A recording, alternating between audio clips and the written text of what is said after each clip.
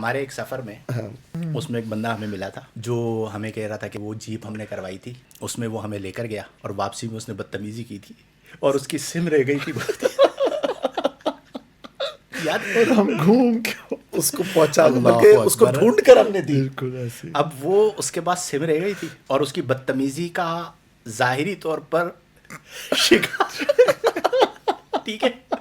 اور انہوں نے ایک موقع پہ جلال میں آ کے یہ کہا کہ اس کو سم دینی نہیں چاہیے، لیکن پھر اس کے بعد انہوں نے ایک جملہ کہا کہ نہیں، اگر ہم اس کے ساتھ یہ کریں گے تو وہ کہے گا کہ مذہبی طبقہ اس طرح ہے تو ہمیں یہ حق ادا کرنا چاہیے. مفتی صاحب نے مثالی کردار ادا کیا. پھر اسے فون کر کے باقاعدہ اس کا ویٹ کیا اور وہ آیا اور پھر اس کو ہم نے سم دی.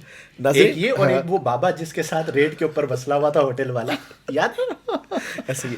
ناظرین، مفتی صاحب نے نا اس وقت ایفرٹ کر کر اہتمام کر کر اس شخص کو سم لوٹائی کہ جو سم لوٹانے کا مستحق نہیں تھا.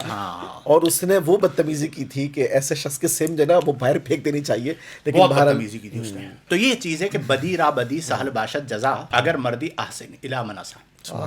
برائی کا بدلہ برائی، پھل پھول دے پھل پات لے، دکھ درد دے آفات لے، کیا خوب سودا نقد ہے اسحاق دے اسحاق لے.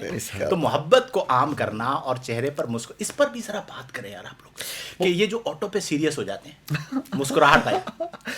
اخلاق کا تعلق نا صرف انہی چیزوں سے نہیں ہے کہ آدمی کنٹرول ہو کر اور بہت گنے چونے اور کیلکولیٹڈ انداز میں بہتر ہو رہا ہو. بالکل اخلاق کا تعلق تو ہے ہی اس بات سے کہ اس کی شخصیت کے اندر اچھائی پیدا ہو جائے. اب بولنا ہو تو اس میں صداقت آ جائے، چہرہ ہو تو اس میں رونق آ جائے، کیا بات، ہونٹوں پہ مسکراہٹ آ جائے، شخصیت میں نرمی آ جائے، فیصلوں میں دیانت آ جائے، رویوں میں پاکیزگی آ جائے.